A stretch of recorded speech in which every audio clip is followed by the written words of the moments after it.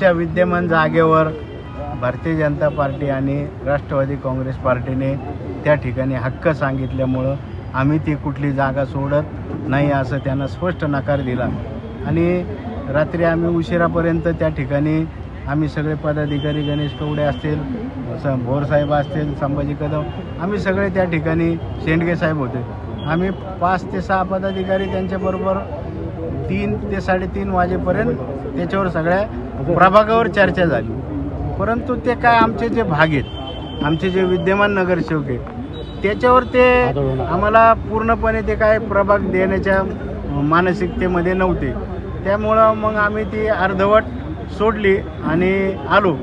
पण सकाळीपर्यंत आम्ही त्यांना थोडंसं फोन केला की काय करायचं भाऊ, तर ते म्हणे आम्ही तुम्हाला 3 वाजेपर्यंत सांगतो काय करायचं, आपण बसू, असं आम्हाला त्यांचं उत्तर आलं.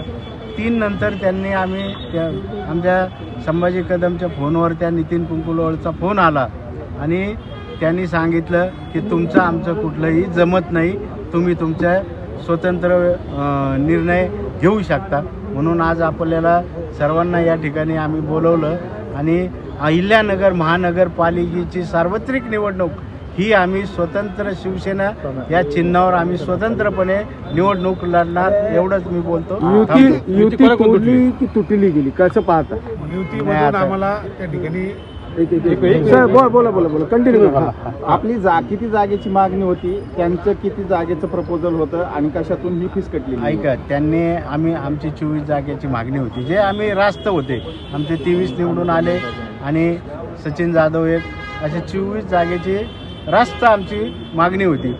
परंतु 18 आणि 19 त्याच्यावर जर आम्हाला थांबवत असतील तर आम्ही पण त्या ठिकाणी कसं थांबायचं आणि कशा त्या जागा घ्यायच्या, त्यामुळं ही परिस्थिती निर्माण झाली. आता किती जागेवर आपण उमेदवार उभे करणार आहेत? आता आम्ही जे आम्हाला मुलाखती दिलेल्या आहेत त्याचे ते सगळे छाननी करणार आहे. त्याच्यात मेरिटवर सगळ्या ज्या गोष्टी आहेत त्याच्यातून काढून जितके होतील तेवढे जास्तीत जास्त. आज आम्हाला पक्षाने सकाळीच असं झाल्यानंतर आम्ही कळवल्यानंतर आम्हाला 50 EB फॉर्म या ठिकाणी आलेले.